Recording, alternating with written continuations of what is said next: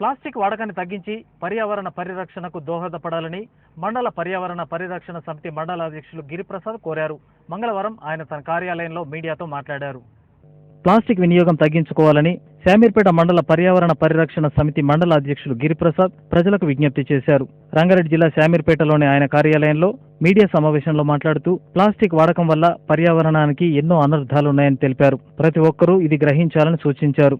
చెట్ల పెంపకానికి అందరూ ముందుకు రావాలని, చెట్ల పెంపకం వల్ల అటు పర్యావరణంతో పాటు జీవ వైవిధ్యం బాగుంటుందని తెలిపారు. ప్రతి ఒక్కరూ పర్యావరణం కోసం కృషి చేయాలని తెలిపారు.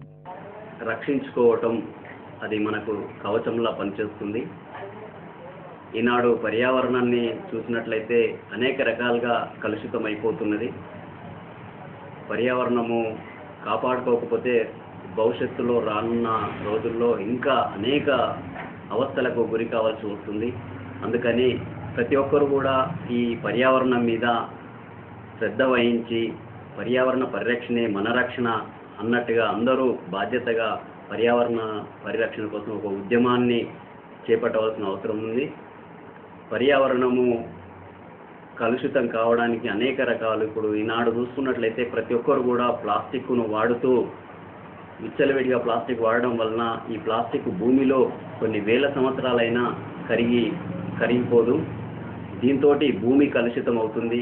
పంటలు కూడా పండించుకోవడానికి ఇబ్బందిగా మారుతుంది రానున్న రోజుల్లో.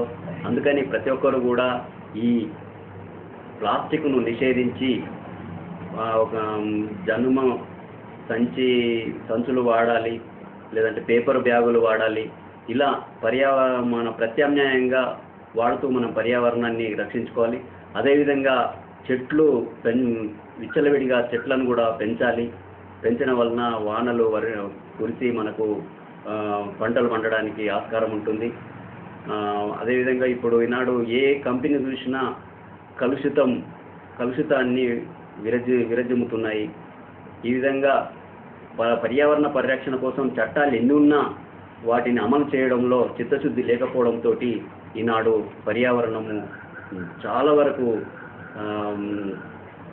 కలుషితమైపోయింది.